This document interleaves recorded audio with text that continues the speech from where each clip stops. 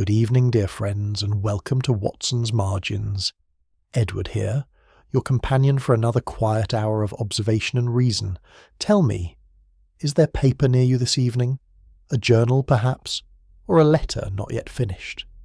There is something about ink and stillness that sharpens the mind wonderfully. Watson knew it well, that the truth of a thing reveals itself most readily when we are calm enough to look without rushing.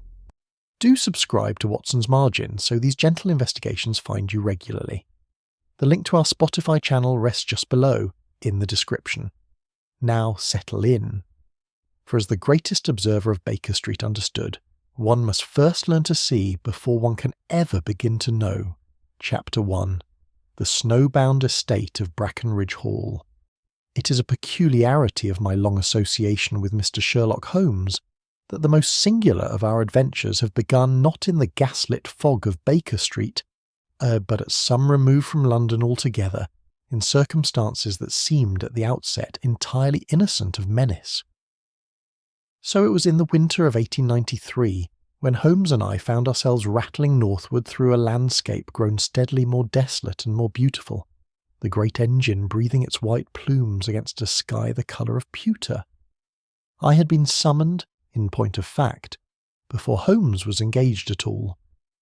A letter had reached me some fortnight earlier, written in an elegant but somewhat tremulous hand upon paper of excellent quality. It was from Sir Lionel Ashcroft, a retired barrister of considerable reputation, with whom I had a modest connection through a mutual friend at my old hospital. He wrote that he intended to gather a small company at his country seat, Brackenridge Hall, over the Christmas season, and that he would esteem it a particular honour if I would join the party. The invitation was warm and particular, though I noted even then a certain formality of tone that struck me as unusual in a purely social communication. I mentioned the letter to Holmes, more by way of conversation than anything else. He took it from my hand without ceremony, read it twice, and returned it. "You will go, Watson," said he, "and I shall accompany you." I expressed some mild surprise, for Holmes was not, in the ordinary run of things, a man who sought country houses and seasonal gatherings. He waved my objection aside with the long, precise gesture I knew so well. "Sir Lionel Ashcroft," said Holmes, settling back into his chair and pressing his fingertips together, "was for many years a Chancery barrister of the first distinction. 3 years ago he withdrew abruptly from practice at the height of his powers. A man does not abandon a lucrative career at 60 unless he has obtained, or fears to lose, something of greater consequence than fees. The letter invites you, Watson. It does not explain why. That omission interests me rather more than the invitation itself." I could not then perceive what he meant, and he declined to elaborate. I packed my Gladstone bag, therefore, in a spirit of mingled curiosity and resignation, and on the morning of the 22nd of December we departed St. Pancras aboard the northbound express. The journey was agreeable enough in its early stages. Holmes read, or appeared to read, a monograph upon the watermarks of early Dutch papermakers, and I occupied myself with a recent number of the Lancet. By early afternoon, however, the character of the country had altered markedly. The rolling green fields of the Midlands gave way to harder, more spare country, and with the afternoon came the snow. It descended at first as a fine powder, scarcely worth remarking, but within the hour it had thickened to a heavy monograph, looked once at the window with that alert, colourless gaze of his, and said, without apparent concern, that we should arrive before the roads became impassable. He was right, though barely. A carriage had been sent from Brackenridge Hall to meet us at the nearest station. A draughty little platform some 12 miles from the estate, and our driver, a thick-set Yorkshireman of few words, applied himself to the task of conveying us along roads that were already ankle-deep in snow with a phlegmatic determination I found oddly reassuring. Holmes sat beside me in the swaying carriage, hatless, studying the country with that particular quality of attention that always reminded me of a bird of prey on a fence-post, perfectly still and yet missing nothing. Brackenridge Hall emerged from the gathering dusk as a long, low house of grey stone its many windows lit against the dark. It was a handsome building of the old sort, neither ostentatious nor austere, with a broad gravel sweep now entirely white and a cedar of Lebanon standing black and massive to the east of the main door. There was about it the settled, particular air of a house that has been inhabited by the same family across several generations, and I felt as I stepped down from the carriage that familiar sensation, by no means unpleasant, of having entered a world more stable and more deliberate than the one I had left. Sir Lionel received us in the great hall with every mark of courtesy. He was a tall man of perhaps 65, spare and upright, with white hair brushed back from a broad forehead, and the clear, steady eyes of a man accustomed to examining evidence with care. His handshake was firm and his welcome unaffected, though I observed what I can only describe as a quality of relief in his expression when his eyes met Holmes's, as though the arrival of my companion had removed some private anxiety. I filed the observation away without comment. The other guests had already assembled. There was Mr. Gerald Prentice, a young solicitor from Lincoln's Inn, pleasant-mannered and fair-haired, with an alert quality about him that suggested intelligence not yet entirely polished by experience. And beside him stood a woman I was presently introduced to as Miss Constance Ryder, a distant cousin of Sir Lionel's from the Yorkshire branch of the family, a composed woman of perhaps 40, handsome rather than pretty, with careful brown eyes that moved about the room with quiet attention. The third guest was a Mr. Edmund Rooke, who was presented as an archivist employed by one of the larger London record offices, a slight, quietly spoken man of middle age with ink-stained fingers and the scholar's habit of attending more to what is said than to what is done around him. Finally there was Hargreaves, the estate steward, a compact and capable-looking man of 50 who had, I gathered, been in Sir Lionel's employ for upwards of 20 years. Mrs. Hudson, I hastened to say, was not present, being sensibly ensconced at Baker Street. It was at dinner that Sir Lionel first mentioned the document. He did so in a tone of measured pride, as a man might describe a rare book recently acquired for his library, and I think most of the company received the announcement in that spirit. He told us that he had lately received, by registered post and under seal, a legal document known formally as the sealed Chancery file, a confidential record pertaining to a Chancery case of some decades past that had touched upon the fortunes of several families of the district, including, he allowed with a small private smile, his own.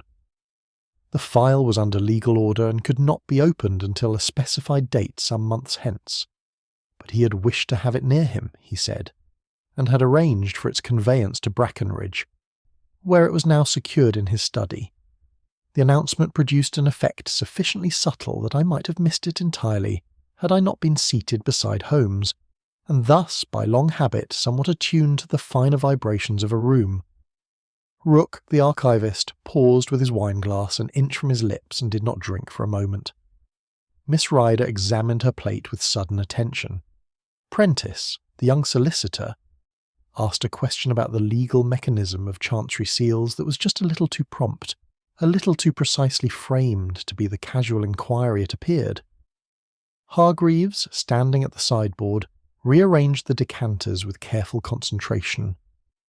Holmes ate his dinner and said nothing, but I saw his eyes move once around the table with that swift and comprehensive regard, and I knew that he had seen what I had seen, and very likely a great deal more besides. Later, when the company had retired and we were alone in the comfortable sitting-room assigned to us, I asked him what he made of it. "I make rather a great deal of it," said he, standing with his back to the fire. "Sir Lionel has gathered his guests, Watson, as a gardener gathers tools, each one suited to a particular purpose. What that purpose is remains to be seen. But I will tell you this, there is not a person in that dining-room, with the possible exception of yourself, dear Stuart, who heard the mention of that sealed file with anything approaching indifference." He said nothing further. The snow had not ceased, and outside the muffled windows of Brackenridge Hall it continued to fall, gentle and relentless, sealing us in. Chapter 2. A Document No One May Open. The snow did not relent through the night. I became aware of this before I was properly awake, in that half-conscious state peculiar to unfamiliar beds. B, when the particular quality of silence outside the window told me that the world had been further muffled, further reduced, and that whatever boundary existed between Brackenridge Hall and the rest of England had grown more absolute with the passing hours. I rose early, drew back the heavy curtain, and found a landscape of complete and rather beautiful desolation. The cedar standing dark against a field of white so uniform it might have been rolled out by a craftsman's hand. The lane that had brought us from the station obliterated entirely, and the sky above pressing low and grey with every appearance of further intent. Holmes was already gone from the adjacent room when I knocked. I found him downstairs in the long corridor that ran beside the library, his hands clasped behind his back, studying the series of legal portraits that lined the panelling with the same attentive expression he might bring to an anomalous smear on a window ledge. He did not turn when I approached. "The household was up before 6, said he by way of greeting. "Hargreaves twice. On some errand he did not trouble to explain to the kitchen maid. Our friend Rook retired at 11, but his lamp was visible beneath his door at 1:30 in the morning. I mention it merely as a preliminary observation." "You've been busy?" I said. "I have been awake," he replied, and left the distinction where it lay. Breakfast was a civilized affair. Psyche laid in the morning room with a generosity that spoke well of Sir Lionel's cook. The snow outside pressed its white light against the windows, and gave the room a particular brightness, almost theatrical in quality, so that the faces around the table were lit with an unusual clarity. Sir Lionel presided at the head with the easy authority of a man long accustomed to managing chambers, his manner warm and precise in equal measure. He ate well, which I took as evidence that the previous evening's announcement had not disturbed his sleep. It was over the toast and kedgeree that he spoke further of the file. I had the impression, watching him, that he had been considering how much to say, and had resolved upon candour as the most dignified policy. The case, he explained, had its origins in a Chancery dispute of the 1850s concerning the entailment of a substantial property in the North Riding, and the division of certain moneys held in trust at the time of the original bequest. The litigation had touched several families of the district, including branches of the Ashcrofts, the Riders, and a family named Calloway, who had since died out in the male line. The matter had been settled, after a fashion, in 1861, but the settlement had left one or two questions unresolved, or at least unaddressed, and a quantity of testimony had been sealed by court order at the request of the presiding judge, who had taken the view that certain evidence, if made public, would cause disproportionate harm to parties who had conducted themselves without dishonesty in the affair. The specified date for the opening of the file was the 14th of April in the coming year, at which point its contents would be placed before the appropriate legal authority for such action, if any, as might then seem warranted. "A long sleep," said Prentice, with the prompt professional interest I had noted the previous evening.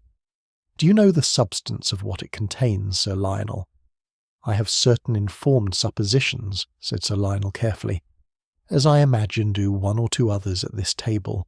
The file concerns testimony given in confidence by individuals who are, in most cases, no longer living. Whether what it contains alters anything material, I could not say with certainty until the 14th of April.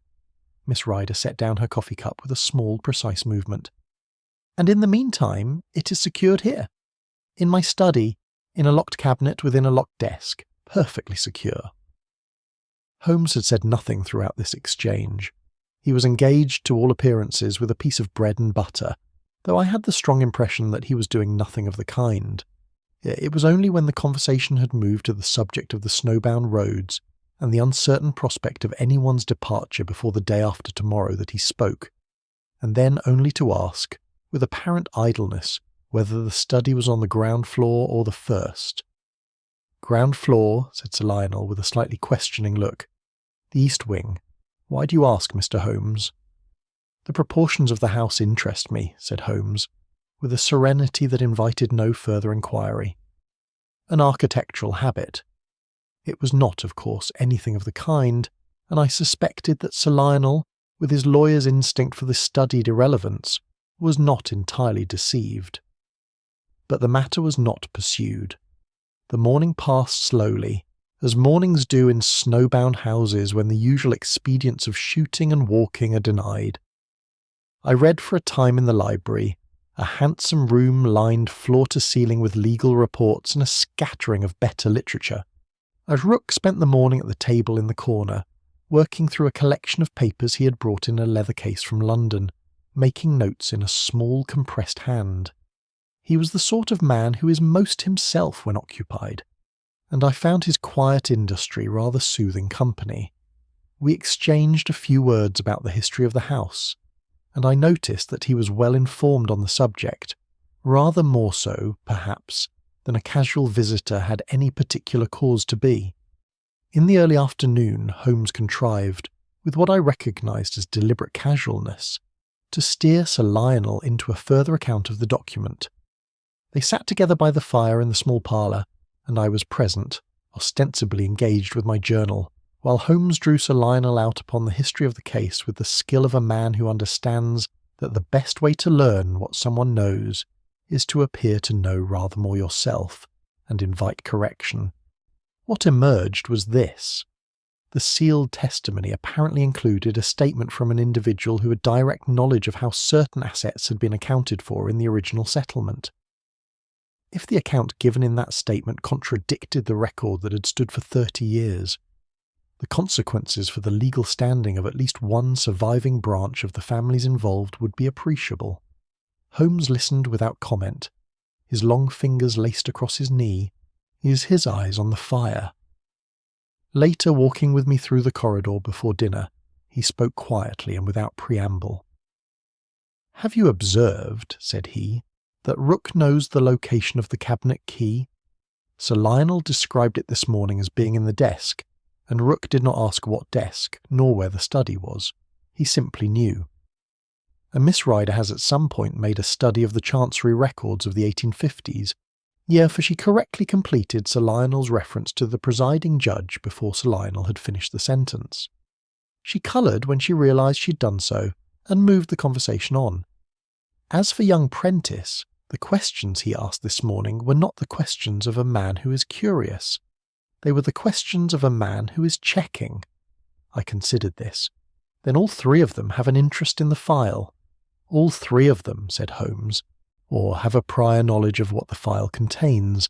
That's a very different thing from mere interest, Watson, and it alters the geometry of the situation considerably. He paused before the dining room door. Isolation is a peculiar condition. It compresses time and removes distraction, and it has the further quality of making the small gesture, the momentary hesitation, the glance not quite suppressed, visible in ways that the ordinary business of life tends to obscure. We are fortunate in our snowstorm. He held the door for me with perfect composure and went into dinner as though he had been speaking of nothing more consequential than the weather, which in one sense, I suppose, he had. Chapter 3. The Locked Study. Dinner that second evening was a quieter affair than the first. The novelty of snowbound confinement, which lends a certain gaiety to its opening hours, had begun to acquire a more wearing quality, and the company sat with the slightly subdued manner of people who have exhausted the more comfortable layers of one another's acquaintance, and are not yet prepared to venture deeper. Sir Lionel spoke of his years at the Chancery bar with the selective fondness of a man who has resolved to remember his career well. Prentice listened attentively, contributing the occasional intelligent observation. Miss Rider ate with composure and said little. Rook was the most animated I had yet seen him. Drawn out by some question of legal history into a brief precise digression upon the management of sealed court documents in the Victorian period that was knowledgeable to a degree slightly beyond what his stated occupation required. I caught Holmes's eye once across the table and received the smallest inclination of the head in return. After dinner the company dispersed by natural gradation. Sir Lionel excused himself at 9:30, citing the correspondence he attended to each evening regardless of circumstance, and withdrew toward the east wing. The others drifted toward their respective rooms over the following half hour. Rook first, then Miss Ryder, and finally Prentice, who lingered over the fire in the drawing room long enough that I had begun to wonder whether he intended to remain all night before he too rose, wished me a pleasant evening with every appearance of ease, and departed. Holmes and I sat on. He had not spoken since dinner in anything beyond the requirements of common courtesy, and I had learned over the years to respect these intervals of concentrated silence. I read. The house settled into its nighttime reticence around us. The tick of the bracket clock on the mantelpiece and the faint shift of coals in the grate, the only sounds in a stillness made deeper still by the snow. It was at 20 minutes past 10 by that clock that we heard it. The sound was not, in itself, not infrequent. The ordinary nocturnal not infrequent. The ordinary nocturnal vocabulary of old timber and settling stone. But Holmes was out of his chair before the echo had died, and I was on my feet a moment after, because the sound had come from the east wing. We were in the corridor within seconds. The east wing passage was lit by a single lamp near its far end, and by its light I could see the closed door of Sir Lionel's study some 30 feet ahead. Holmes was already at it, his hand at the handle before I reached him. The door did not move. "Locked," he said, not in surprise but in the tone of a man confirming a prior expectation. By this time we had been joined by others. Hargreaves appeared from the direction of the servants' quarters with a candle and the alert, composed expression of a man accustomed to being needed at inconvenient hours. Prentice came from the corridor to the left, still dressed, which I noted in passing. Miss Ryder descended the staircase with a shawl about her shoulders, and Rook appeared from somewhere behind us, his ink-stained fingers wrapped around a small leather-bound volume that he appeared to have been carrying when the sound reached him. The picture each of them presented told its own small story. "Key? In the kitchen, sir. On the key? In the kitchen, sir. On the household board. I'll fetch it. Do so. Quickly." In the short interval before Hargreaves returned, Holmes pressed his ear briefly to the door panel and then straightened without comment. No sound came from within. The corridor was very quiet. Prentice offered, "Dist," with the reflexive helpfulness of the young, to force the door, and Holmes declined with a patience that cost him something. Hargreaves was back within 3 minutes. The key turned, the door swung inward. The study was a handsome book-lined room, rather smaller than the library, dominated by a partner's desk of considerable age set squarely before the cold fireplace. A single lamp burned on the desk, its chimney warm, indicating recent lighting, and Sir Lionel Ashcroft lay on the floor beside the desk in an attitude of sudden collapse, one arm extended, his silver-topped walking cane on the boards a foot from his outstretched hand. He was breathing, that much was immediately apparent, though his colour was not good and he did not respond when I knelt beside him and spoke his name. I conducted my examination swiftly and thoroughly. There was a contusion at the back of the right temple, not large but pronounced, consistent with the head striking the edge of a hard surface as the body fell, or with a blow from something smooth and moderately heavy. No laceration. His pulse was steady if somewhat slow. I called for water and a blanket and turned him carefully onto his side.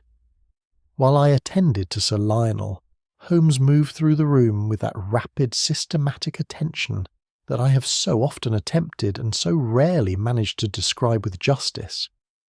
He moved to the desk first, then to the cabinet set beside it, which stood with its door ajar, the small brass lock showing clearly in the lamplight.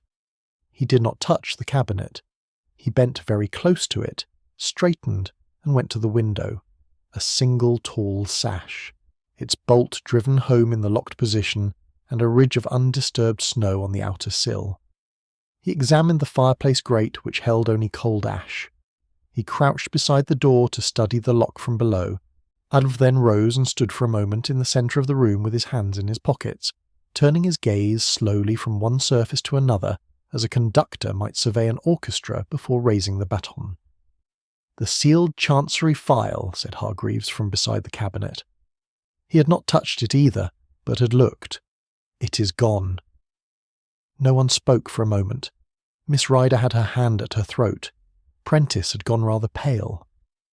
Rook stood nearest the door, the leather book still in his hand, and looked at the open cabinet with an expression I could not then precisely characterize. "Door locked from within," said Prentice at last, in the careful tone of a man reasoning aloud. "Window bolted. No footprints outside." He looked at Holmes. "It is impossible."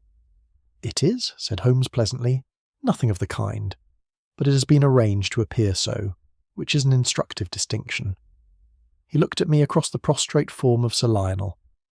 "How is he, Watson?" "Concussed. He should not be moved far. Rest and quiet, and I shall want to observe him through the night. Then you shall have your work, and I shall have mine." He turned to the assembled company with the cool, impartial courtesy of a chairman opening a meeting.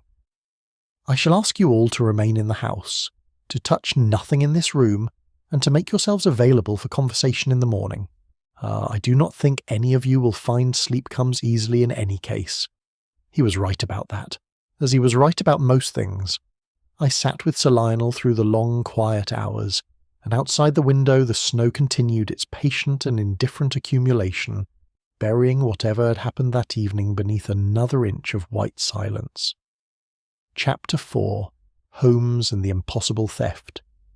Sir Lionel passed a tolerable night. He recovered consciousness at a little after midnight, regarded me with a confused and faintly indignant expression, common to men unaccustomed to finding themselves on the floor, and submitted to my examination with reasonable patience, once I had established who I was and where he was, and that the two facts were not causes for additional alarm.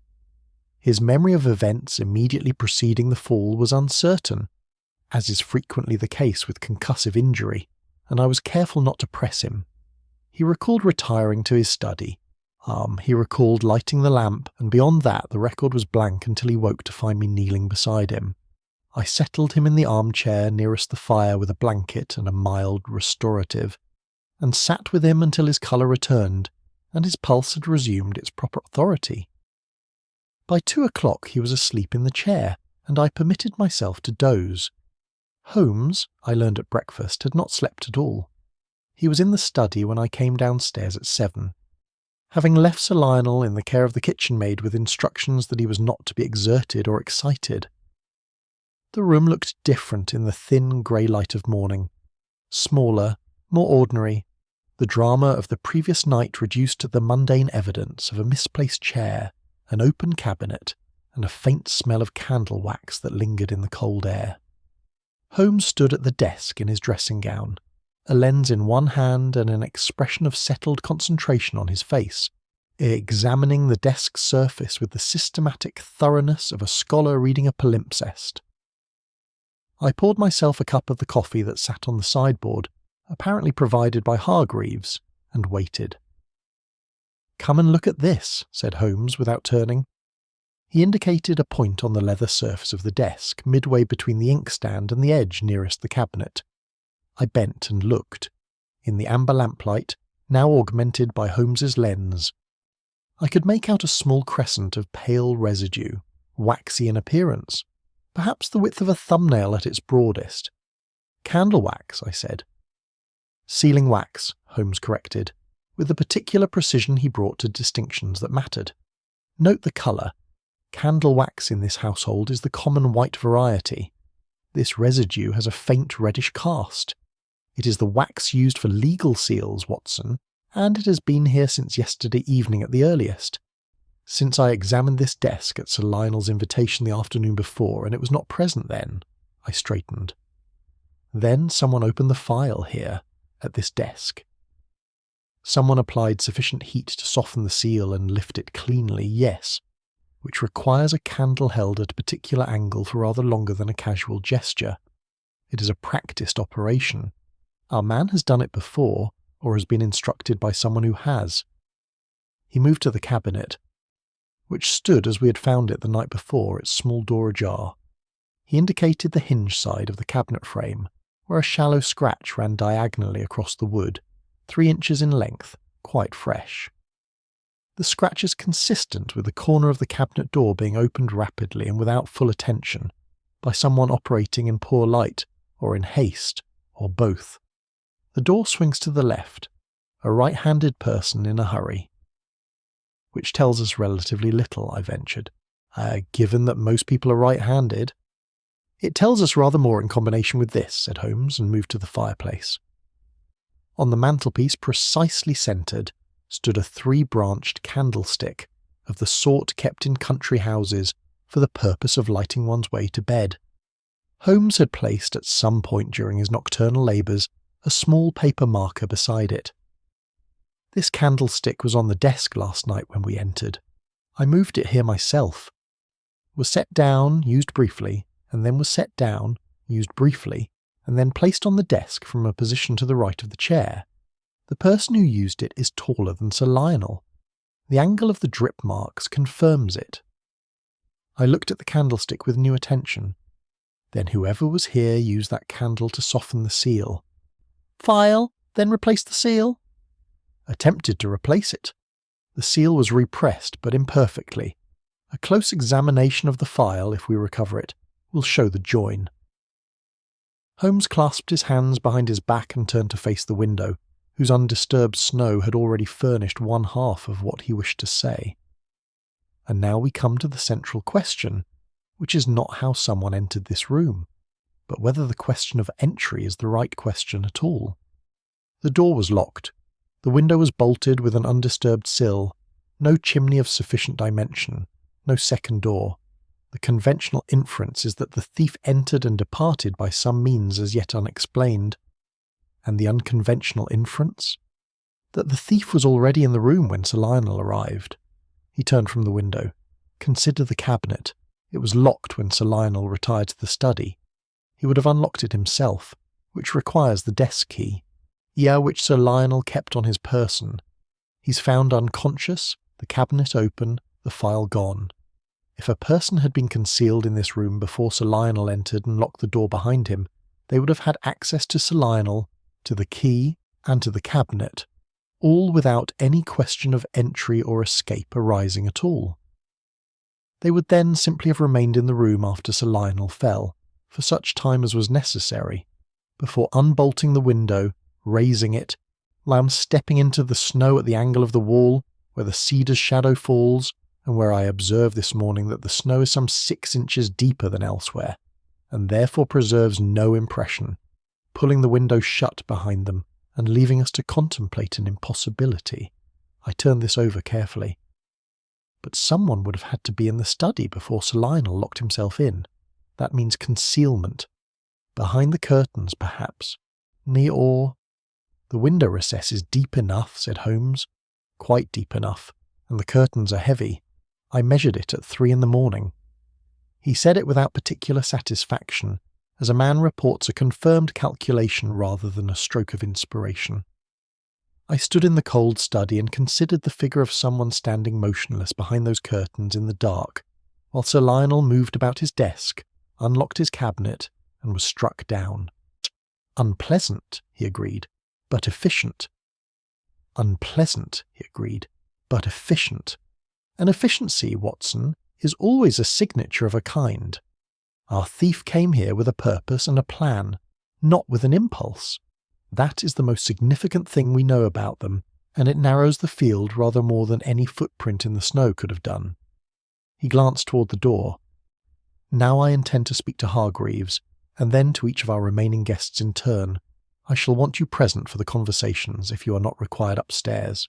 Sir Lionel is resting comfortably. Good. Then let us see what the morning brings. Outside the snow had at last relented. The sky to the north showed a thin seam of clearer weather, still distant, still tentative, but present. The world beyond Brackenridge Hall was becoming by slow degrees accessible again. Holmes had noted it from the window before I was certain, and had drawn from it whatever conclusions he required. He picked up his lens, pocketed it, and went to find Hargreaves. Chapter 5. What the Eye Sees. Hargreaves received Holmes in the small room off the kitchen that served as his estate office, a neat and functional space that reflected its occupant precisely. Nothing superfluous, everything to hand, the ledgers on their shelf arranged by year with the quiet insistence of a man for whom order was not a preference but a condition. He was perhaps 52, broad through the shoulders, with a face weathered to the colour of old oak, and eyes that were rather more watchful than his manner suggested. He had been at Brackenridge for 2 decades, he told us, and having come to Sir Lionel from a larger estate in the west, riding when Sir Lionel had retired from the bar and taken the hall as his permanent residence. He was not, he made clear without stating it directly, a man who considered himself a servant in any diminished sense of the word. Holmes thanked him for the coffee and asked him, quite without preliminary, where he had been between 9 and 10:30 the previous evening. Hargreaves did not bridle at the directness, which told me something. "The lamp round," he said. "I check the corridor lamps at 9, last thing before I retire. It takes perhaps 20 minutes, the east and west wings both." "The east wing corridor lamp," said Holmes. "How long did it require your attention last evening?" A fractional pause. "It wanted trimming. I should say I was there 5 minutes." "At what point in your round?" "The east wing is last." "The round?" "I went to my room. I read for the round." "I went to my room. I read for a short while. When I heard the commotion, I came directly." "Dressed," said Holmes pleasantly. "You were still fully dressed when you arrived at the study door, Hargreaves. It was after 10 o'clock. The steward met Holmes's gaze without flinching, but there was a quality of recalibration in the moment, a man silently revising his estimate of the company he was in. "I sleep late," he said. "Old habit." "No doubt," said Holmes, and closed the interview with a courtesy that left Hargreaves, I thought, rather less comfortable than its surface warmth suggested. Prentice was next. Holmes found him in the drawing-room standing at the window with a cup of cold coffee, watching the pale winter light move across the snow. He was a personable young man, and he presented the alert and cooperative face of someone who is determined in advance to be helpful, which is a subtly different thing from someone who simply is. Holmes sat down, crossed his legs, and regarded him with the mild, unfocused expression that I knew concealed the keenest possible attention. The conversation turned on the evening's movements, and Prentice gave his account readily enough. He had retired at approximately 10, he said. He had not immediately slept, the snow and the general atmosphere of the house having conspired against it. He had heard the sound from the study at what he estimated was 20 past 10, and had come at once from his room, which was in the west corridor. "The west corridor," Holmes repeated thoughtfully. "Yet you appeared at the study door from the left, which is to say from the east corridor's connecting passage. A man coming from the west would more naturally arrive from the right." Prentice's composure, which had been excellent, admitted one small fissure. "I must have turned the wrong way in the dark," he said, after a half-second. "I was half asleep." "Of course." Holmes shifted his attention, smoothly and without emphasis, to Prentice's left cuff, which protruded from his jacket sleeve at the precise angle that such things do when a man has dressed himself in haste and not attended to his linen. The cuff was damp, not conspicuously so, not soaked, but damp in the way that fabric becomes when it has encountered cold air and then returned to warmth, and the dampness had the particular geography of a cuff that had been extended beyond a coat sleeve, exposed briefly to the elements, and not yet fully dried. Holmes observed it for perhaps 2 seconds and moved on without remark. It was only when we were in the corridor afterward, walking toward the library where Rook awaited us, that he spoke. "The cuff," he said quietly. "He went outside, indeed briefly, and not long before we found him at the study door. Whether before or after the crash I cannot yet say with certainty, but the temperature of the dampness suggests before." "He could have stepped out for air," I offered, "through a window, in a snowstorm, at 10 o'clock at night, without an overcoat." Holmes glanced at me with the tolerant amusement he reserved for propositions he considered charitable, to the point of generosity. "He could have done many things, Watson. The question is which of them he did." Rook was at the library table, his papers arranged before him, with the habitual neatness of a man who works from orderly materials, as a carpenter works from seasoned wood. He rose when we entered, and offered Holmes the nearest chair with a courtesy so practised as to be entirely automatic. He was the most contained of the three, and containment, I had come to understand, is not the same as composure. Composure implies ease. Containment implies effort. Holmes said very little to begin with.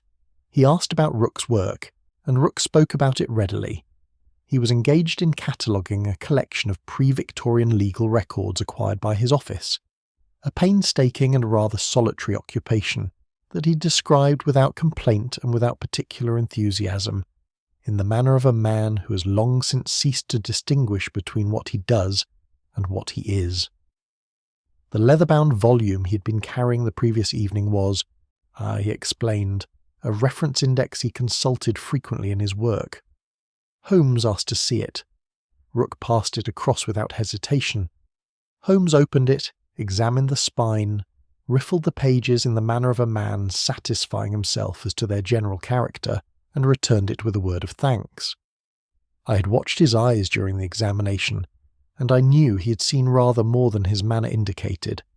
It was as Rook rose to return the volume to his case that Holmes said, with perfect conversational ease, "Your gloves are on the left side of the table, Mr. Rook, yet you are right-handed." Rook paused. The gloves lay where Holmes had indicated, the fingers pointing inward as gloves do when removed and set down by someone whose attention was elsewhere. They were dark leather, well worn, and the right glove had a faint smear of ink across the middle finger, precisely where a writer's finger bears against the pen. The left glove was clean. "I took them off when I sat down," said Rook carefully. "You took off the right glove when you sat down," Holmes agreed. "The left glove you removed some time earlier, for reasons that required the use of your left hand while the right remained gloved. A man examining the exterior of a locked cabinet, for example, might hold his candle in the right hand and trace the lock mechanism with the left." He said it without accusation, almost without particular emphasis, as one states an inference so firmly established as to require no dramatic presentation. The index finger of your left hand has a fresh callus consistent with extended pressure against a hard metal edge, the kind of edge, in point of fact, that surrounds a cabinet lock of the pattern used in Sir Lionel's study. The silence that followed was not long, but it was of a quality that rendered duration beside the point. "I think," said Holmes, rising from his chair, "that we shall speak again this afternoon, Mr. Rook. I recommend that you use the intervening hours to consider carefully what it is you wish to tell me." He buttoned his coat with unhurried fingers. "The truth, in my experience, requires rather less preparation than the alternative, and is in the long run considerably less fatiguing." He held the library door for me, and we went out into the corridor, leaving Rook at his table with his papers and his gloves and whatever it was he was now, with considerable industry deciding. Chapter 6. Altered Timings. Sir Lionel was well enough by midday to sit at the breakfast table, though I insisted he take nothing more demanding than toast and weak tea, and I watched him with the particular vigilance a physician reserves for patients who are constitutionally disinclined toward convalescence.